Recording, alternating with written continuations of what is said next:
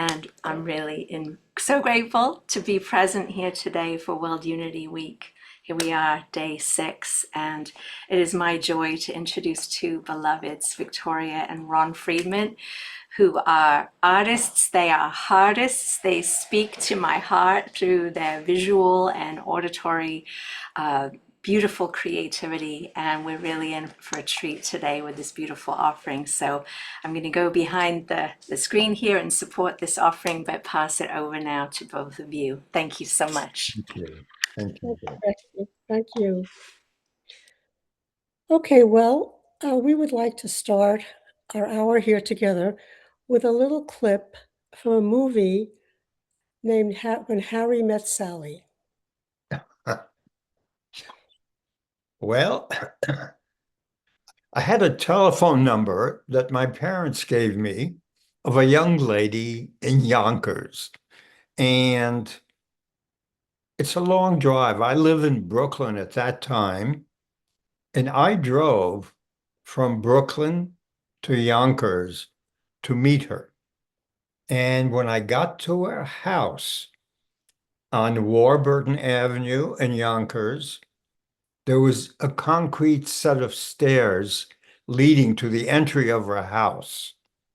I stood at the bottom of the stairs and I looked up and I saw two things which determined the course of my life for a while. First of all, there was a tricolor collie, the most beautiful dog, and I loved collies so much. He was standing there, Duke, looking at me right in the face. And in addition, there was a pair of very attractive legs at the top of the stairs. Now, between the dog and the legs, I was done for. I was trapped. And that was the beginning. Well, one Sunday night, my mother said, Dr. Ron Friedman is going to call you. You better be home. Because they were setting me up, with a lot of Jewish doctors, because that's what you do when you're 21 in those days. So I was home, and he called, and he came and picked me up. So we went down to his car, and I opened the door of his Corvair, and on the front seat of his Corvair was a Rolleiflex camera. A Rolleiflex camera. Now, I had a Rolleicord camera. It's a much cheaper version. My dream was to have a Rolleiflex. I was taking photography in college, and there was a Rolleiflex camera on the seat of this car. That was the beginning. Yes. So first, we want to talk a little bit about, in this section, because we're going to do a little potpourri of things, about this insane thing that tomorrow will be 61-year anniversary that we're celebrating. And for all these years, we have been, not all of them, not the first 13, but after that, we were aligned on a spiritual path. And not a very simple spiritual path, a path that went from the Gurdjieff work through a non-dual mentor. I mean, a long path. And all the time, we're completely aligned in it. Now, I know that that's very unusual. I don't hear that a lot. There are a lot of couples on the path, but this was a really long thing. And, we had all the problems that marriage brings. I mean, food, money, sex, the whole thing. But it didn't matter. Because early on, we had a spiritual teacher that took us into the Gurdjieff program that said if we didn't stay together, that we had to stay together because people were waiting to meet us. So that's why we're here. We were separated at the time when we joined our spiritual group that we can talk about. There were miracles in that group. It was based on great teachers like Gurdjieff, Steiner, Rudolf Steiner, others, and the 12 steps were central. But somehow we ended up there, and the teacher, as Victoria said, He wasn't fooling around. He said, both of you guys need help. You're not doing well. You can have the help that you need if, and only if, you make a commitment to follow this work and give it away, because people are waiting for you, as Victoria said, sometimes in the future.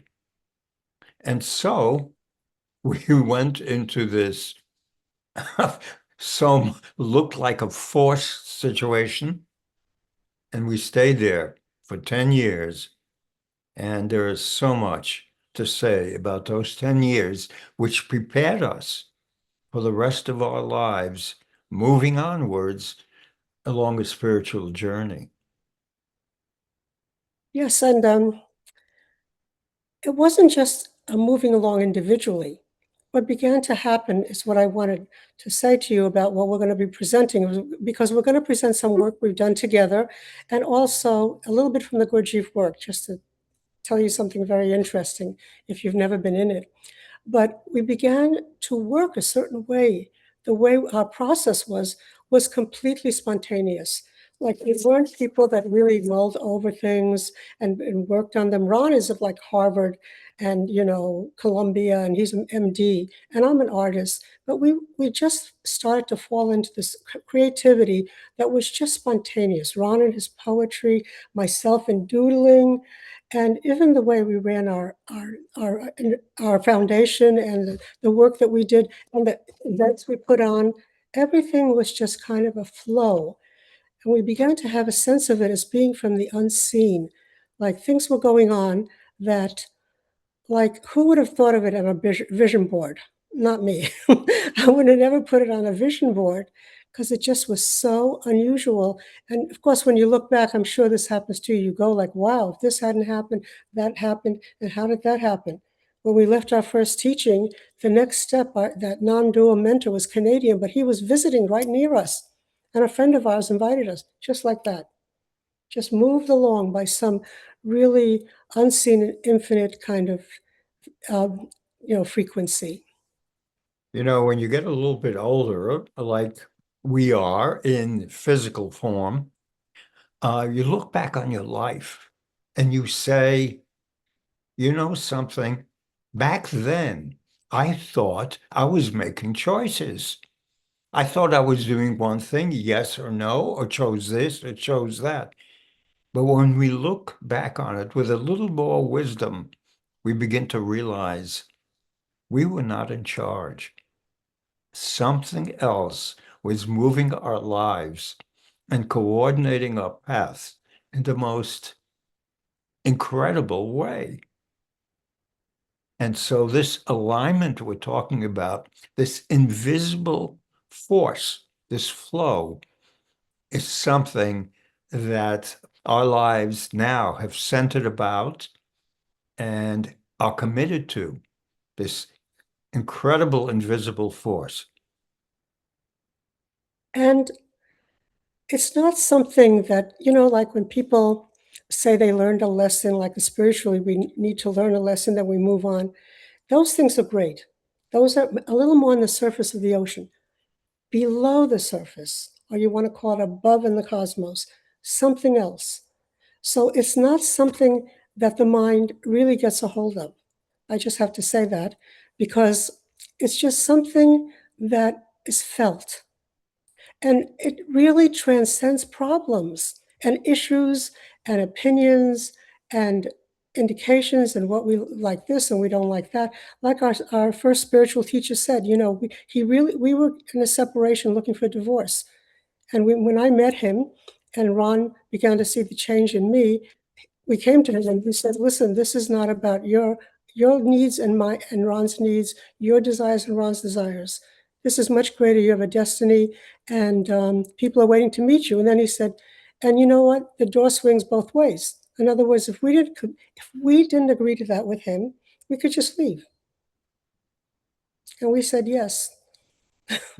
And I mean, it's just so unbelievable.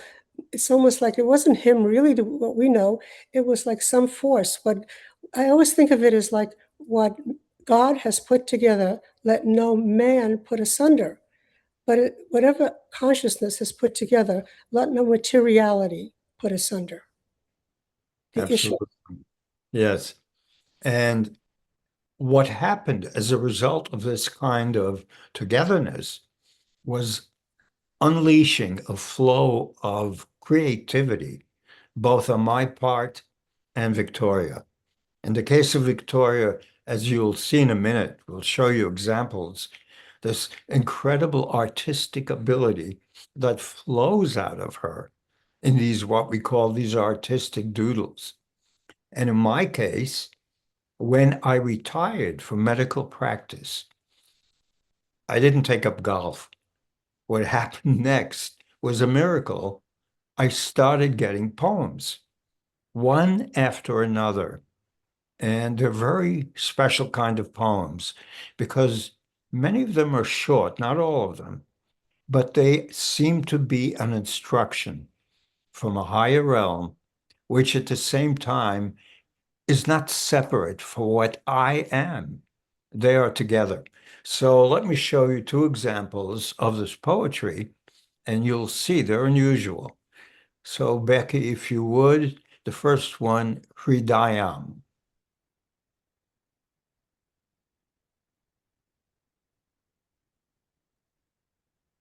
Okay, there it is. I'm not sure I can read it, but let me put on my glasses. This Becky, is, you could put that full stream and we don't have to be seen so Ron can read it. Could you do that? Thank you. Oh, good. oh, terrific. Okay, what I want to say about this is a illustration and a poetry book that's coming out now. It's about to be published. And it's the combination. Victoria lived with these poems day after day and came up with the illustration that was appropriate for the poem. It was incredible how they came together. We never had to argue about it. It just happened and we recognize it, and this was right. What is Hridayam? It is a Sanskrit word, and what it means is heart, but not just the physical heart. It is the heart of our soul, of our spirituality. It is our center. And so these poems appear to me. I cannot say that I wrote them. And what it says here is something that we all know. The recognition of truth always waits on the heart's affirmation. The evidence of soul's recognition of what we have always known. The heart knows. It recognizes truth. It is the most incredible fact of experience that we don't look at. We don't realize how much we already know. All right, Becky, maybe the next one sort of connected to this. Oh, I'd like to say something about the doodling. Please. Yeah. So can you imagine I'm looking at these two poems, and it's on my pad, my doodling pad. By the way, this is, I don't know, this is a little out of focus. The book is 8 by 10 and it's very glossy and very robust. So it doesn't look quite right, but you get the idea. But I mean, I was like so excited because I could doodle a heart. Because you just make that heart on a piece of paper. By the way, the blank paper is the best thing. So you make a heart on a piece of paper. And then you just forget yourself and you start just moving the pencil on that piece of paper. And only feeling can bridge the gap to what the eyes cannot see. So that's what we were talking about before, too. You know, our senses are limited. We can only see so much, hear so much, feel so much, touch so much, taste so much. I always think when ETs come here, we might not see them. Maybe they'll have a frequency that we can't quite see. Who knows? But we're very limited. So, you know, there's so much more in the invisible, the unseen, because that's just our eyes.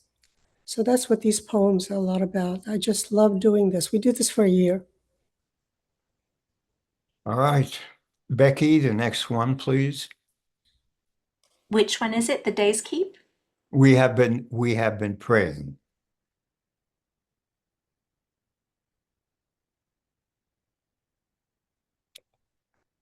This is another poem towards the end of the book.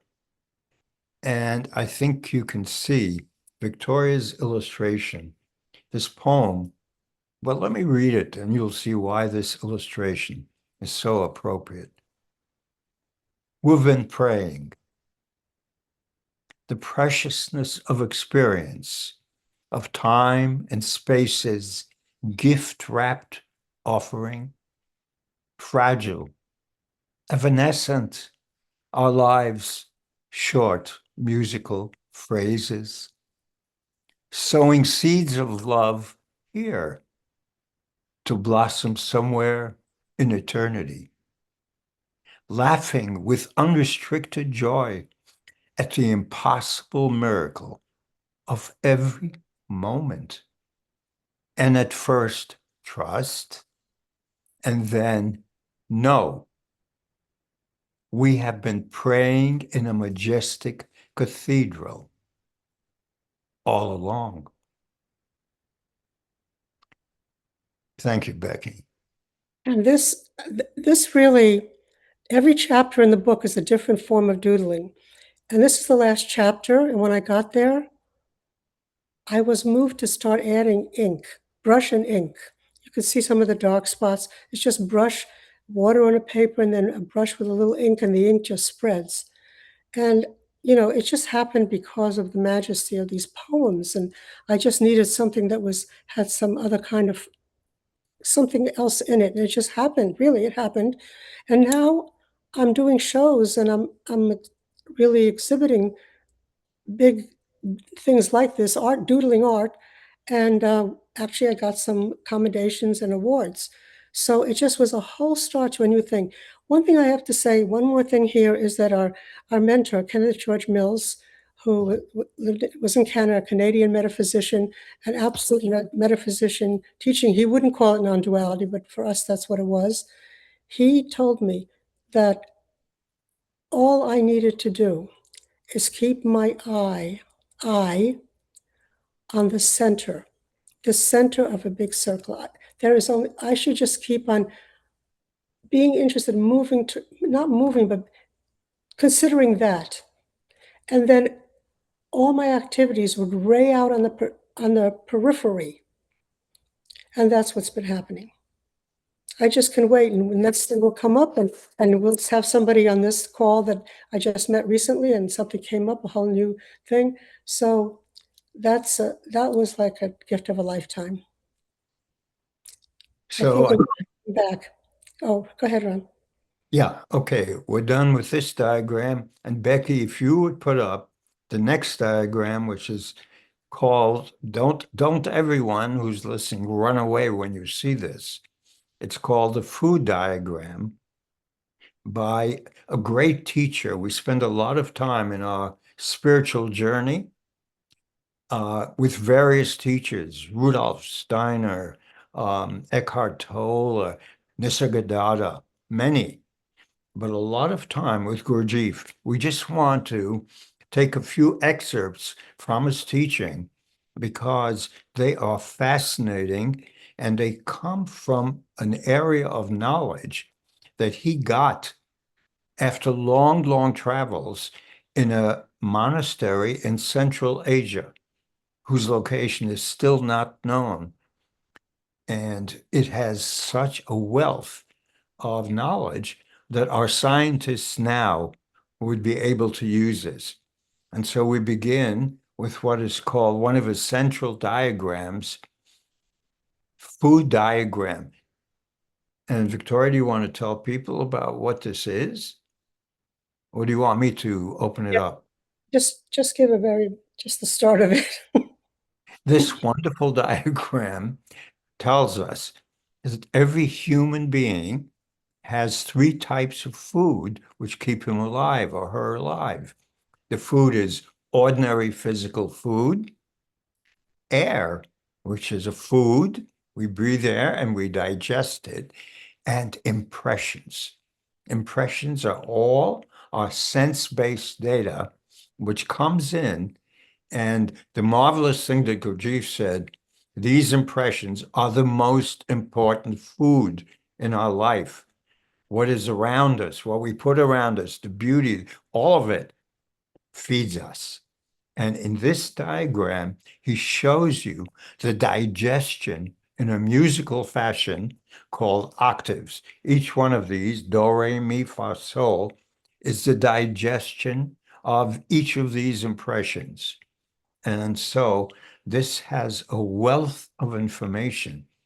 But more than the digestion of these impressions, it tells you exactly where you have to make a certain kind of effort that he called a shock, which will take us into a higher metabolism. So, Victoria, with that introduction. Okay, so just look at this diagram. This is not, anybody who's a math and physics major should look at Gurdjieff. It's incredible. Look up at top left, it says DOE 48. So as Ron said, you know, we eat food, our food gets digested, right? And it goes into energy, and there's a lot of problems that can happen. This is very fast, by the way. We take air in, we breathe, and that also is done for us, except we can make efforts in the what they call the air octave, because we have all different breathing things. We know they're shallow. We've done a lot about breathing. The interesting thing is the impression octave, because can you put the other diagram on now, Becky?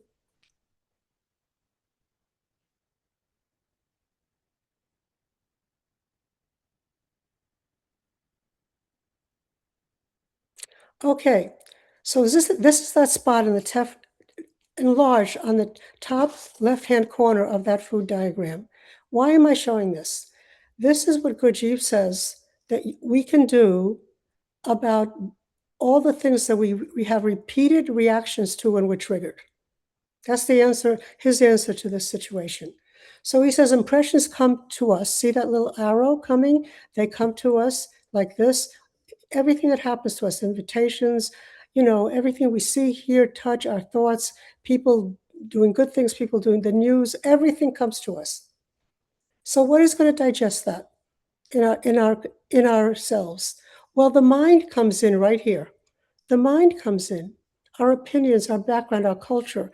The news comes in, our mind comes in, and depending on what the mind has decided about all this, what we've been brought up with, what we've been really, you know, really inducted into, that kind of conditioned in, it goes down the associative network. The problem here is down. It goes down to something that's associative, that is not conscious. It's a mechanical thing. That's why Gurdjieff says we're like a machine. We're mechanical. Something comes to us. We hear something about a song, and we listen to it. We go, oh, that's like from so and so. We hear a new teaching. We go, oh, that's just like the Course in Miracles. Oh, I know that. Shh, down the associated network. Now, what he posits is that we have to create, the human being, a space, a gap between the incoming impression and the action that comes from it. We have to create a space. Now, this is not counting 1 to 10 or ringing a bell. It's not like that. This he calls self-remembering. So it comes upon us, like say we know a place that we're really triggered, like something that somebody says that we always go, God damn it, you know, something is going on. We go right down this associative network. Well, when we get to that place right there, that comes to us, that happens, and we stop. It's very dynamic. I can't tell you how to do it exactly because it's about waking up. We stop. It's like in Groundhog Day. We stop. We don't stop in that ditch, and we wait. And then what comes here is so new, because consciousness is always new. It's the newness of the unchanging. It's always new. So let me give you an example. Okay. Let me give you an example. Okay, I had a class for children, a clay class, where I work with children. And so one day, and I work with the teacher of the Gurdjieff work in the clay class. So the children came after school. So one day I'm in the studio, the children are between 3 and 8. So I'm in the studio, a child jumped on a table, on one of the tables that they were working on. So Victoria, the teacher, the adult, what comes to say to her is, Scott, get off the table, right? Okay, or actually, I've been studying psychology, so I could say, Scott, tables are not for jumping, because we didn't want to blame the child. Anyway, that's what was happening then. So I did nothing. I just stopped. And he's standing on the table. The whole room feels like it just stopped. The time stopped. Kids are looking because, obviously I'm going to get a reaction. Absolutely not. The next thing I'm saying is, Scott, what's it like to be a giant on this earth? What's it like? What do you see? Scott is beaming. He starts talking to us like a giant. Every child takes a turn getting on the table. Okay? Next thing is there's a bucket of water where the children have to wash their hands because we can't use the sinks with clay. So I see this child take a blob of clay and with sweatshirts up to here, sweatshirts, take that clay and put it into the bucket with their sweatshirt up to here. Now, I've got 12 children running around, and now this child is going to be in this. So I'm like, oh my God, Scott, Daniel, Emily, don't do that. I stop. I look over. I see the joy this child has in taking that piece of clay and just like squeezing it out in that water. I mean, I'm an adult. I don't love that. It's messy. Anyway, that's going on. I get 12 buckets. I put water in them, give them more clay, roll up their sleeves, and they're doing that. So what I'm saying to you, it's a very different thing. Very different thing. It's so new. And that kind of stopping, that mechanical reaction, that was such a gift that Gurdjieff gave to the world. I Okay, thank think you. we should move on and introduce Deborah. Oh my God, so fast. Okay. Okay. Okay. Hold on. Let's get her up. Becky, if you would. There she is. Deb, you're on mute. Oh, now you're unmuted. I am unmuted. Okay, let me just get out of here for a minute. So Deborah is our daughter. Ross, she's our daughter, and she was 10 years old when we really entered the spiritual path. So you might say that she has been on this path the whole time, till now. And, when she was young, she was really dedicated. She had people, elders in the Gurdjieff work to talk to. Even when she went to college, she would give calls to people about, what kind of things that were going on for her, what she was seeing there. And then she went into the cosmetic industry, and she just, I think all the training she had in listening and speaking, plus just who she is, she just lightningly rose in that industry. So I'm just going to read you her resume, though, because I want you to know that. Deborah Ross is a brand architect and a global marketing leader, reshaping how science, strategy, and storytelling come together across the evolving beauty landscape. As a senior vice president of global marketing and integrated communications at Dr. Dennis Skincare, she brings strategic insight to every facet of brand building, blending clinical credibility with cultural resonance and data with instinct. Deborah Ross. Wow. Boy, that's a big intro. Well, first, let me just say I'm so honored and thrilled to be here. When Victoria and Ron had said, would I come on for a couple minutes and just share where I'm at and kind of in the context of new beginnings? Because, the Unity Week is about new beginnings and kicking that off and coming together for connection and consciousness. And so I'm really honored to be here to say that for number one. Number two is, as all of you can imagine on this call, I am an extremely intelligent human because I've chosen these two people as my parents coming to this earth. You can know that I am intact and have good instincts that before I came here, that these two humans are the most incredible people to call parents, guides, people who are wisdom, radiance, lovers. You know, I'm not supposed to talk about it. Victoria said, please don't sit on the call and talk about us, because that's not what this is about, but there's no possible way that I can do this without doing that. So thank you to Ron and Victoria and everyone here for even listening to me. I want to share where kind of I'm at and what I'm kind of learning in the moment. It has to do with new beginnings. As Victoria said, I've been in the cosmetic world for 25 years. I come to you from the world of corporate, and yes, it's a very mysterious and strange world, you know, and a lot to be learned there. But after 25 years, I have recently resigned, and I'm heading into a new beginning. So that is at the preface that I sit at the edge of newness, on a journey. When Victoria said I've been involved and sort of on the path of spirituality my whole life, I don't even think of it as a path. I think of it as my breath. It's not separate to me. It is not something that I can put outside of myself. It is just what we are and who we are, and we give it a name and we give it some meaning, and then we try and speak about it. We speak about it. But a new beginning, you know, we use those words together on these calls, and a new beginning is what Victoria just showed us, that shock of newness that comes into someone's life, whether they're starting a new job or leaving a job or a relationship or spiritual path or work that you're doing. It has an energy to it, right? A new beginning has incredible energy to it. It's like, what's next? And everybody wants to know, and there's excitement, and there's a lot around that. And leaving my job after 25 years and not knowing at all what's waiting on the other side of it. I've had a lot of people ask me, what are you doing next? You're leaving this job after 25 years. Where are you going? And what are you doing next? And that question does not yet have an answer.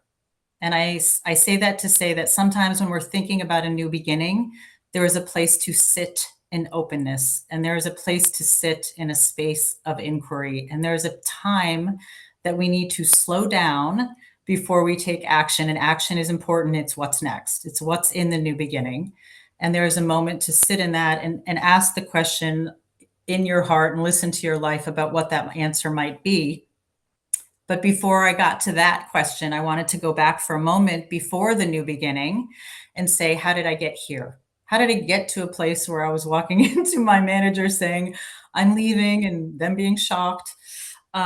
And I think that, you know, when I look at my own experience, all I can say that it was a slow and quiet movement. I would say over time, over like a few years, it was like a becoming was happening inside of me. Like I think it's happening inside of all of us. And I think it's happening in the world. It's not just us. We have to watch what's happening outside of us, and we'll see that.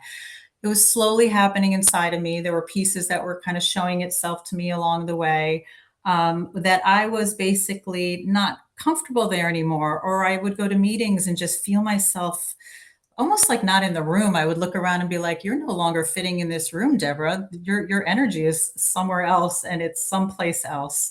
And the work is great. I'm not here to bash corporate life. There's a lot of things to learn about that, but it was about something that was emerging in me that's always been there, that was using the corporate platform as a place to express that up until this point. And I would say that I like to say, I gave it a name sort of like, you're not lost in this world, you're larger. You're expanding and you're outgrowing something. And it's really interesting to recognize, because a lot of people around me, they'll feel they're lost. I have a lot of people come to me in mentorship and they feel that they're lost in the journey. They're like, I don't know how I belong here anymore. I don't know what to do. What do I do next? And not everybody has the pleasure to leave a job, right? Financially, people need to stay to places. It's not what I'm very privileged to take the time that I can right now. But a lot of times I don't feel people are actually lost. I think that they're larger and they're expanding and they're growing, and they don't know how to have their life catch up with them, is I guess was what I would say. And my life was like, you've already outgrown this, and you now need to make a move so that whatever's next for you can emerge.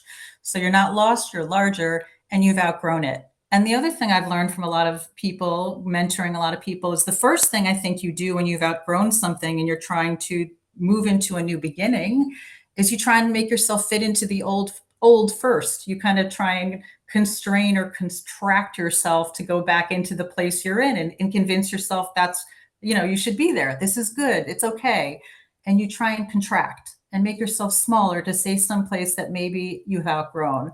So this idea that we are expanding, we are merging, we are changing, we are becoming all the time. And at some point your life, there is a new beginning that is in front of you, and we may not know what the answer to what that might look like. And that feels a little bit scary, to think about that.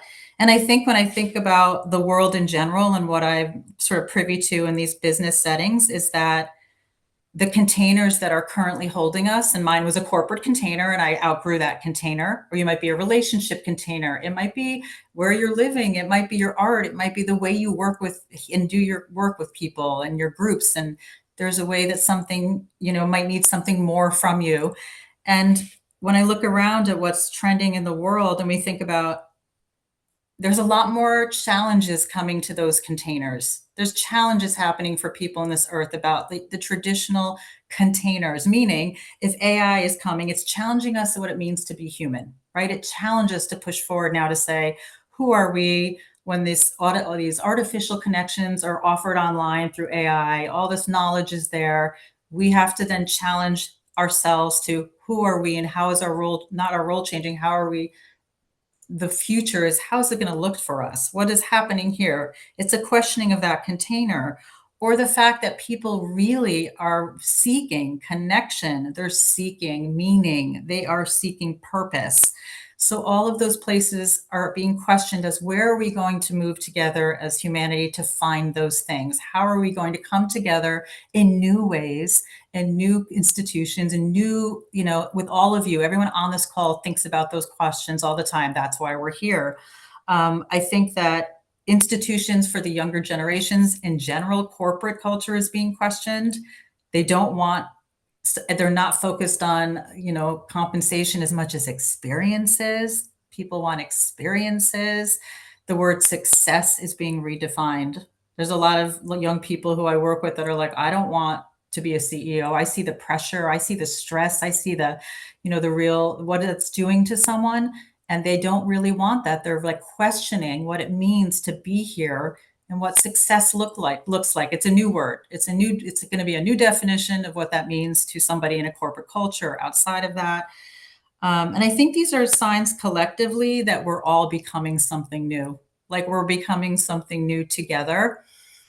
And for me, sitting at the moment of a new beginning and not knowing what that means as I go forward, but the intention of taking everything that I am and everything that's happened up until now, the arc of a marketing career, the arc of a spiritual path, the intention of serving, and allowing a moment to sit inside of me and not fill it with an answer. And that's really hard not to do, to start grabbing at things to do. And to stay with that, and to commit to some things, to stay with that, some writing 3 times a week, some reaching out to people to have these types of conversations. Thrilled to be here today. It's incredibly amazing that I could be part of it to share some of this, but that form will take form because it has to, and because it's what's going to happen as I move forward. But I think a new beginning is among us. It always is, but we're at a very unusual time in the world. And I'm just happy to be part of the discussion, part of these conversations moving forward. It's what I love the most. It's what lives at the heart of me more than anything else. And so I'm just sharing a little bit about it, and maybe more to come in the future, but really honored to just be here. Right. Thank you. Wow. Thank you, Go ahead. Deb. We are part of that journey. And it is fundamentally a spiritual journey, as I often speak to you about, and it is an invisible flow of an intelligence so far beyond us that wants to take us exactly where we belong. So, Victoria, perhaps we can introduce Ayo.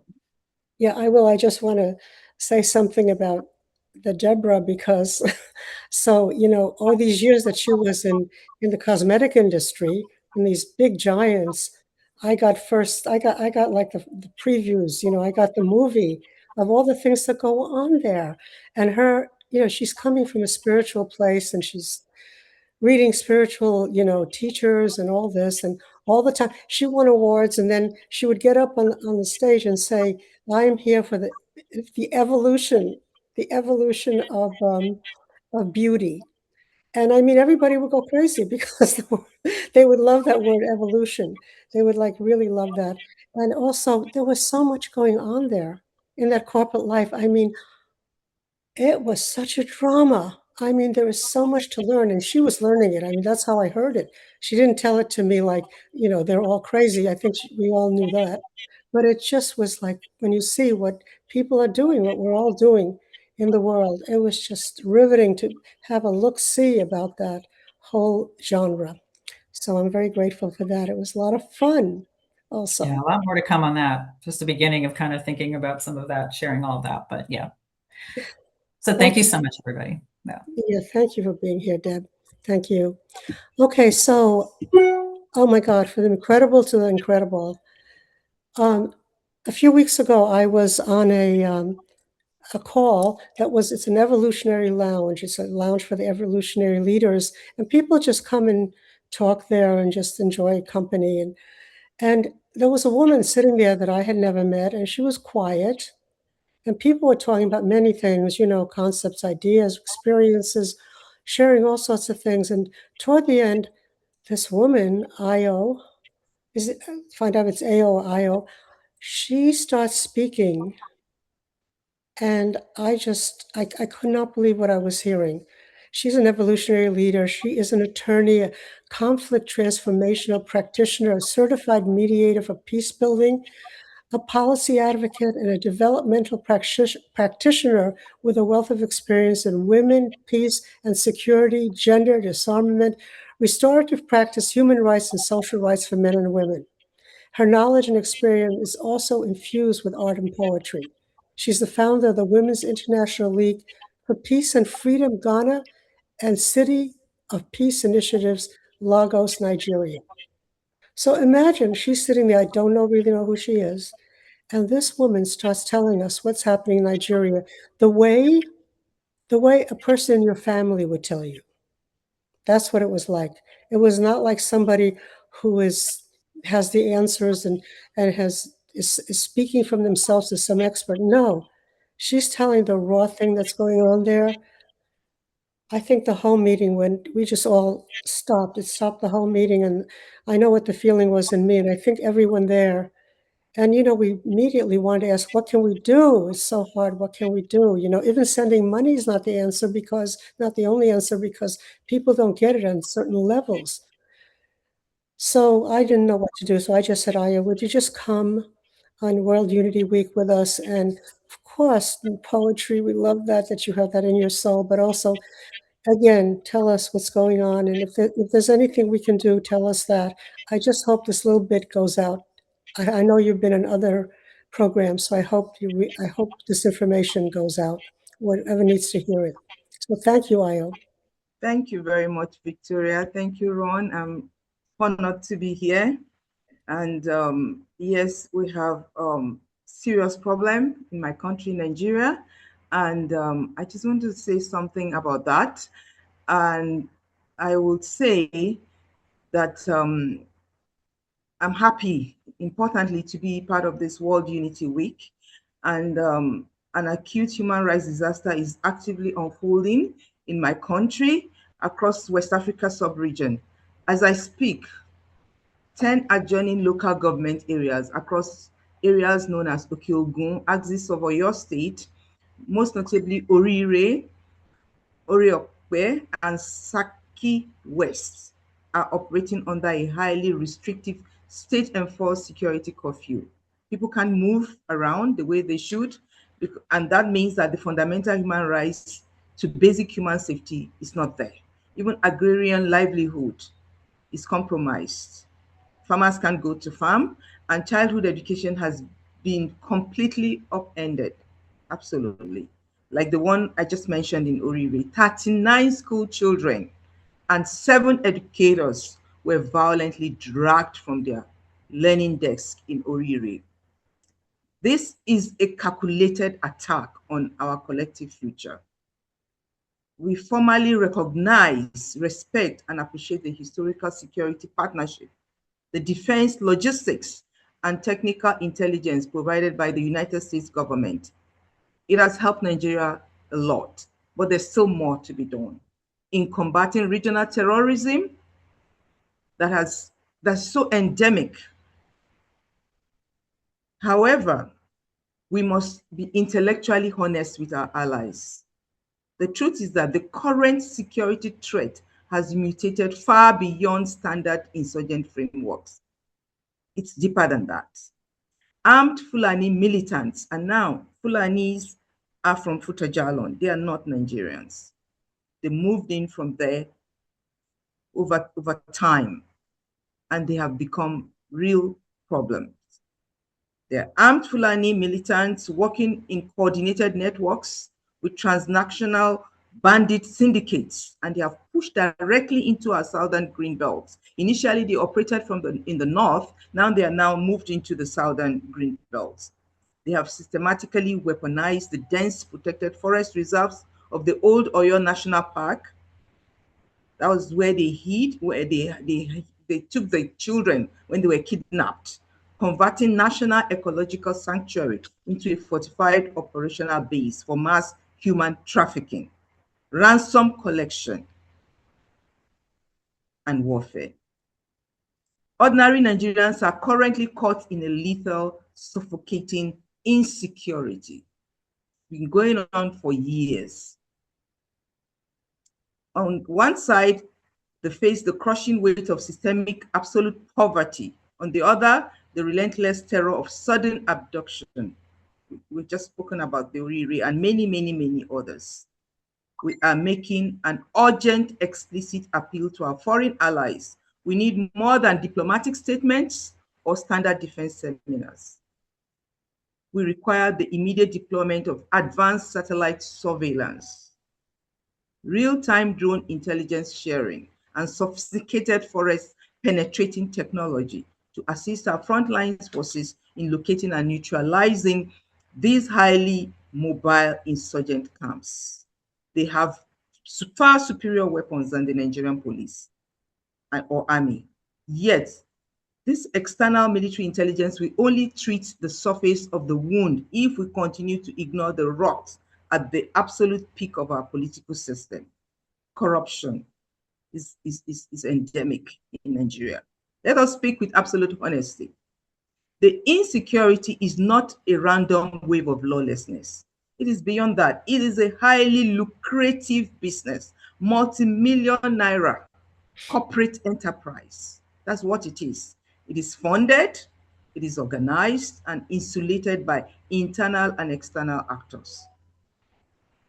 We call directly upon the federal government of Nigeria to find the political spine to break its compromises. It's time to name, to expose, and to prosecute the politicians, corrupt officials, and wealthy financiers who actively protect disarmed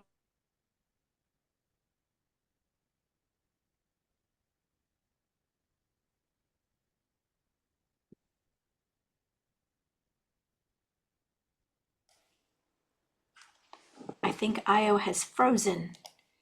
Hmm.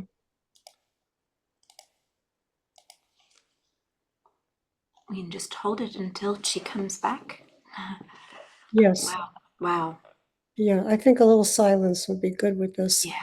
It's so important to feel this. It's just, it's a privilege to feel it.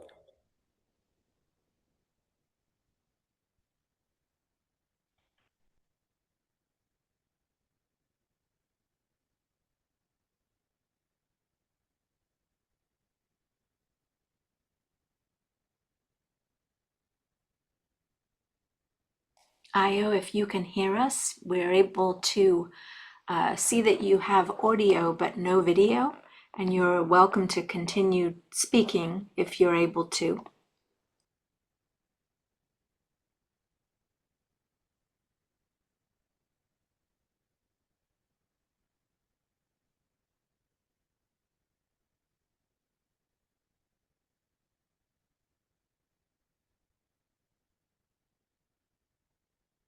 Okay, Becky, well, can you keep on looking for her?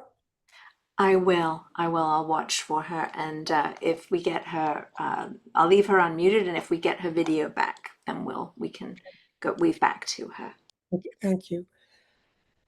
Well, I hope everybody who's listening, I don't know if you felt the way I felt when I first heard this. Same thing, what she's saying and the information she's bringing. And, especially moving for me because I was born in Uganda and Swahili was my first language. And people always say, what were you doing in Uganda?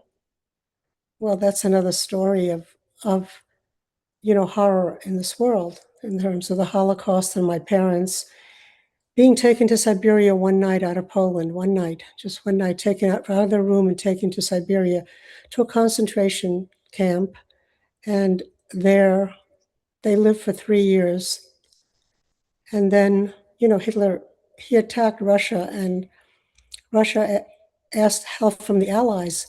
And the Allies, the United States and the Allies said, well, you can join us, except you have to let all the people out of the concentration camps in Siberia, which wasn't just Jewish people, there's all sorts of people there. So my parents were told to leave. And I won't tell the rest of the story, how they got to Uganda. But the world is, as the poem says, too much with us.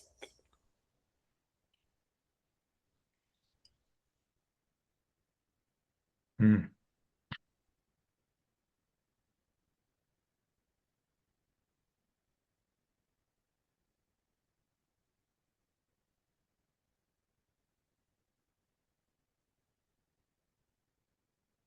So I see we have Ben Bowler here with us.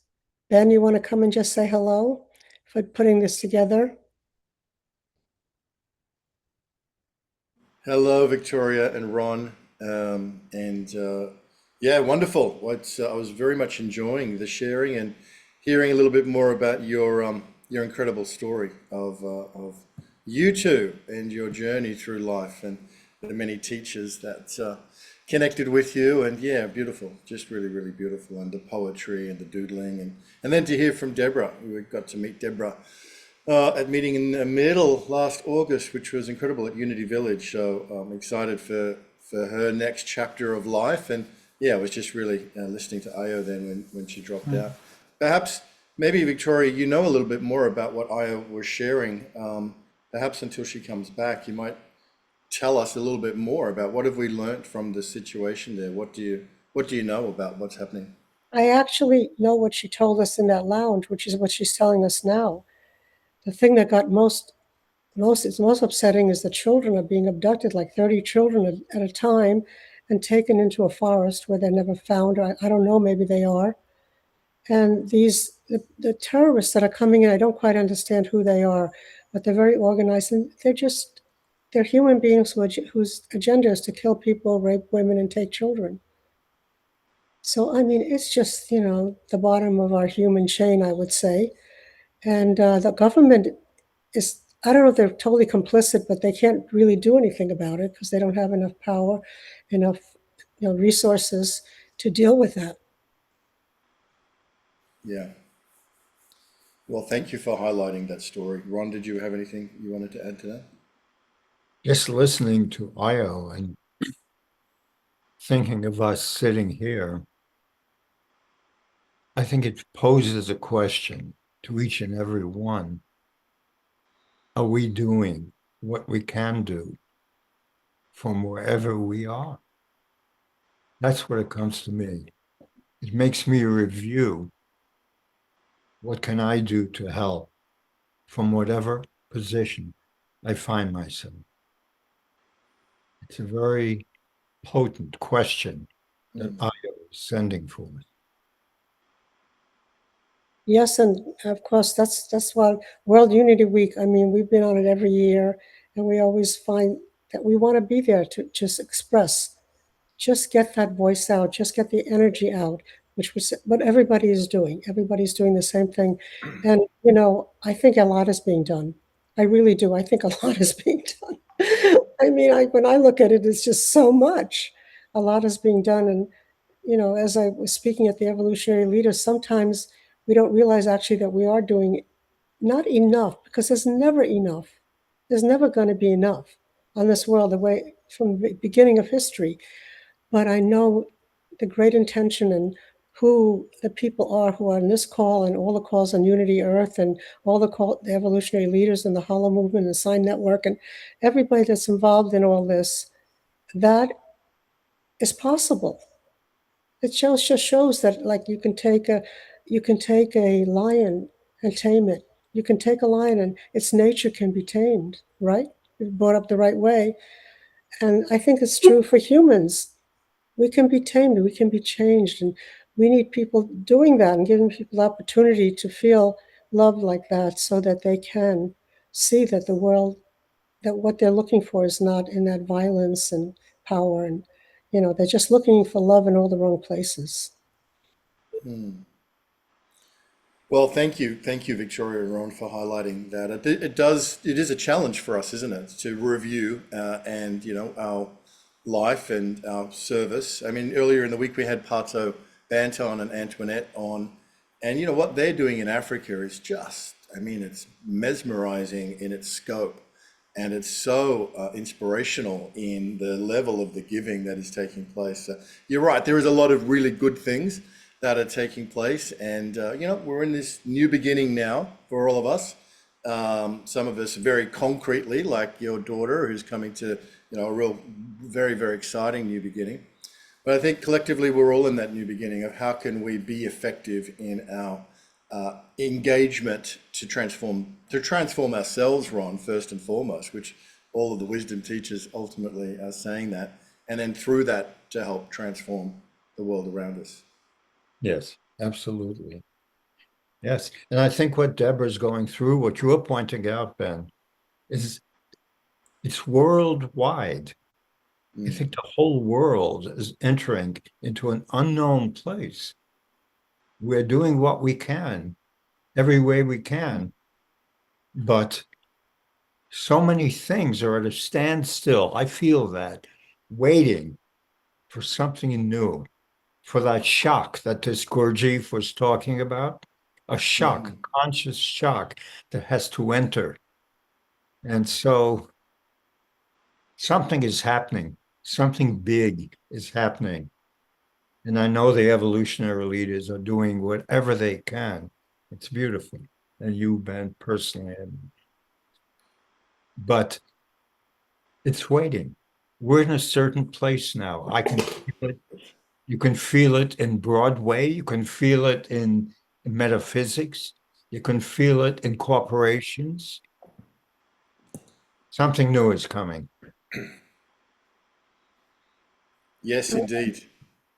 Something new is coming. And Victoria, just to we throw to you for closing comments, but just one thing about that, and it's kind of relevant to your journey, Deborah.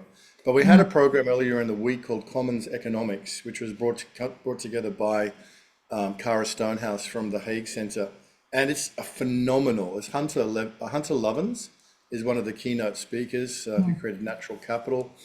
But they also have these young, very brilliant European and North American thinkers on there talking about the new economy, talking about the new way that work is going to, and the commons itself and money itself, and this whole, not even evolution, it's a radical transformation of the whole space. So I'd encourage anyone to go and find that link and have a look at it, because it's fascinating, but it's speaking to what you're talking about, Ron, about this pivotal moment that we're in. Everything is changing. It's tremendously exciting. It's also daunting for a lot of people, of course, as well. There's so much uncertainty, but this is the moment we're in. Absolutely. Yes. I will check it out. So Great. I think Ayo made it back.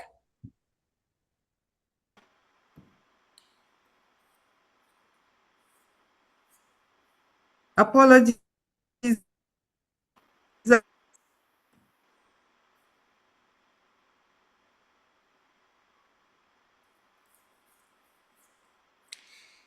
Ayo is back, but we're not able to hear you, Ayo.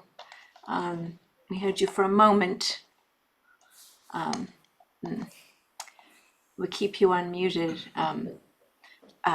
Victoria and Ron, I just want to thank you for you had this opportunity to present all about, all of your ideas, and for you to be able to presence Ayo and the needs of our children in Nigeria and the needs of the situation in this profound way, through starting out with making beauty and art and meaning. I'm just so grateful, because that absolutely exemplifies to me what World Unity Week is about, amplifying each other's voices, to me. So I just feel very touched, and just wanted to thank you both for seeing that as an opportunity to bring Ayo in. And it's interesting that we want to hear so much from Ayo and we're not able to right now, but we're holding the space for Ayo, and we're holding our prayers with the families and with the children, of course, in Nigeria, this horrific tragedy that is happening, that the children can be returned. I know that it's happening in other African countries as well, as we've heard. But thank you for presencing this and for this opportunity. Thank you so much, Becky. Thank you. You're welcome. You're welcome. Yeah, that's why I said to everyone, like, we could do this. We could bring Ayo here, and whatever people can do, whatever, because it's enough. What we do, it's enough in a way. And it's enough in the sense that we all wish we could do more, but we do everything we can. So I think, Ayo's plea was something that everybody can think of it in their way, and there's some little way you can do something that would be just, of course, incredible. That's what we're here for. So Ben, thank you again for World Unity Week 7, Yeah. right? 7. Yeah, yep. Okay. All right. Thank you all. Thank you, Becky, so much again. Oh, What a Becky. wonderful coordination. You are organizing the flow of the invisible. Yes, you are. Definitely. She's in the flow. Okay. Everybody have a good weekend and a good July 4th. Bye. Bye-bye. Bye-bye. Bye.